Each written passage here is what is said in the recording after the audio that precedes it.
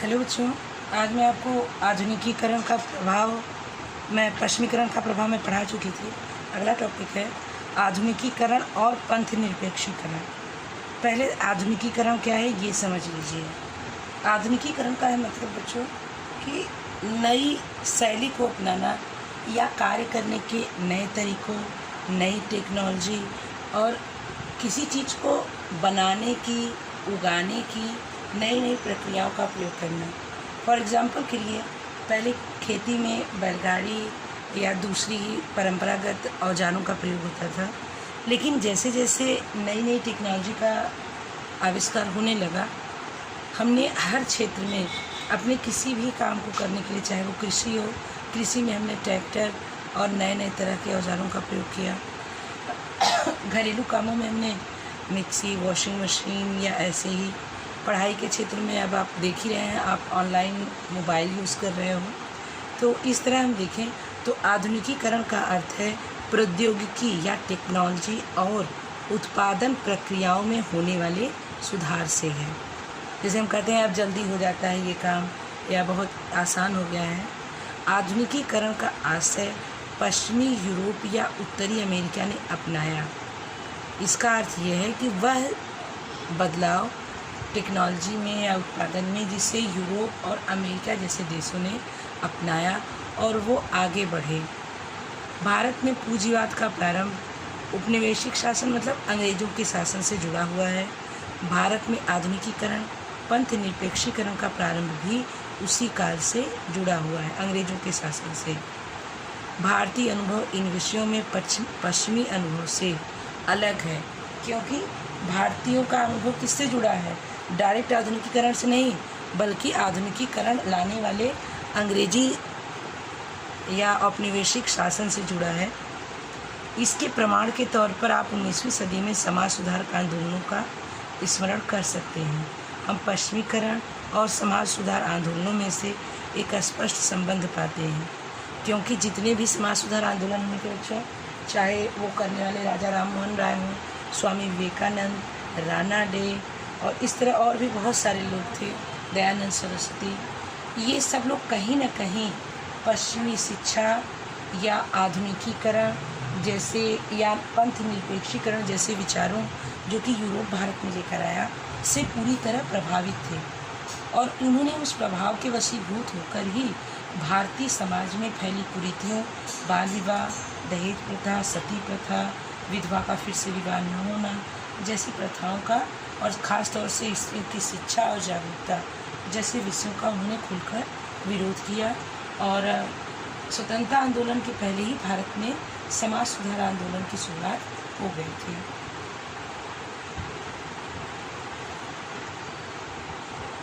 आधुनिकीकरण का अर्थ है इसके तत्वों आधुनिकीकरण का अर्थ है इसके समझ सीमित संकीर्ण स्थानीय दृष्टिकोण कमज़ोर पड़ जाते हैं। मतलब ये बहुत ही जिसको कहते हैं ब्रॉड कॉन्सेप्ट है, बहुत ही विस्तृत अवधारणा है। सार्वभौमिक प्रतिबद्धता, विश्वजनीन दृष्टिकोण, समूचे विश्व का नागरिक होना अधिक प्रभावशील होता है। इसमें उपयोगिता, गणना, विज्ञान की सत्यता को भावुकता, धार्मिक पवित्रता और अवैज्ञानिक तत्वों के स्थान पर महत्व दिया जाता है। किसे? उपयोग को, गणना को और विज्ञान को। जो भारतीय सभ्यता में फैला हुआ है वो है भावुकता, धार्मिक पवित्रता और अवैज्ञानिकता। इन सारी चीज़ों की जगह ये तीन गुण काफ़ी विकसित हुए हैं। अब लोग तर्क की कसौटी पर कोई बात उसको सिद्ध करते हैं तब उसे स्वीकार करते हैं। इसके प्रभाव से सामाजिक तथा राजनीतिक स्तर पर व्यक्ति को प्राथमिकता दी जाती है, न कि उसको समूह, उसके मूल्यों के आधार पर या सामाजिक राजनीतिक स्थिति के आधार पर। इसमें भाग्यवादी प्रवृत्ति की ऊपर ज्ञान तथा नियंत्रण क्षमता को प्राथमिकता दी जाती है। यह मनुष्य के उसके भौतिक मानसिक पर्यावरण से जोड़ता है।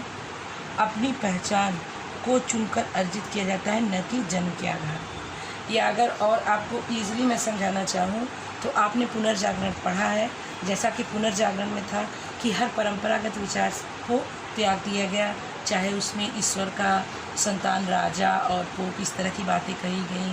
कहा गया कि हम अगर उनकी बातों को नहीं मानेंगे तो हमें नर्क मिलेगा। ऐसी बहुत सारी अतार्किक चीज़ों, अवैज्ञानिक बातों को भारत में भी आधुनिकता के स्वीकार करने के साथ साथ इनकार कर दिया गया। दूसरे शब्दों में लोग स्थानीय सीमाबद्ध विचारों से प्रभावित न होकर, मतलब लोग लोकल थॉट्स जो आसपास हमारे विचार फैले हैं उससे नहीं प्रभावित हो रहे हैं, बल्कि आज एक इंसान पूरी दुनिया को मोबाइल के माध्यम से या संचार माध्यमों के माध्यम से देख रहा है, समझ रहा है। तो उसके मूल्य अब सार्वभौमिक, मतलब जो पूरी दुनिया के मूल्य हैं अब उसके भी मूल्य हो गए हैं। आपका व्यवहार विचार आपके परिवार, जनजाति, जाति या समुदाय द्वारा तय नहीं होंगे। आपको अपना व्यवसाय अपनी पसंद से चुनने की स्वतंत्रता है, न कि व्यवस्था कि मोची का बेटा कितना भी ज्ञानी हो मोची ही होगा, पंडित का बच्चा पंडित ही होगा या बनिया का बच्चा बनिया होगा। अब एक खुली छूट है, जिसकी जैसी योग्यता हो वो वैसे कार्यों को अपना सकता है। आधुनिकीकरण, अब आ जाए आधुनिकीकरण। अच्छा, मैंने इसमें पंथ निरपेक्षता का अर्थ नहीं बताया। पंथ मतलब होता है किसी विचार, निरपेक्ष होना कि उसको हम बहुत वैल्यू नहीं दे रहे हैं। तो पंथ निरपेक्षता में हम किसी एक परंपरागत या पहले से स्थापित विचारों से अपने आप को निवृत्त कर लेते हैं और हर उस विचार को स्वीकार करते हैं जो हमारी प्रगति, हमारे विकास में सहायक है, चाहे वो वैज्ञानिक हो या तार्किक हो, स्त्रियों का आगे बढ़ना हो, नई टेक्नोलॉजी का प्रयोग करना हो। अब आधुनिकीकरण। आधुनिकीकरण शब्द का प्रयोग समाज में होने वाले परिवर्तनों, औद्योगिकरण के कारण पश्चिमी देशों में आए परिवर्तनों को समझाने के लिए किया गया है। आधुनिकीकरण का प्रयोग उपनिवेश विकासशील देशों में होने वाले परिवर्तनों को भी समझाने के लिए किया गया है। कुछ समाजशास्त्रियों ने आधुनिकीकरण को उसके सांस्कृतिक पक्ष तक सीमित रखा, तो कुछ ने उसके संरचनात्मक पक्ष तक। कुछ अध्ययनों में आधुनिकीकरण को राजनीति से जोड़ा गया, तो कुछ अर्थों में इसे मनोवैज्ञानिक भी माना गया।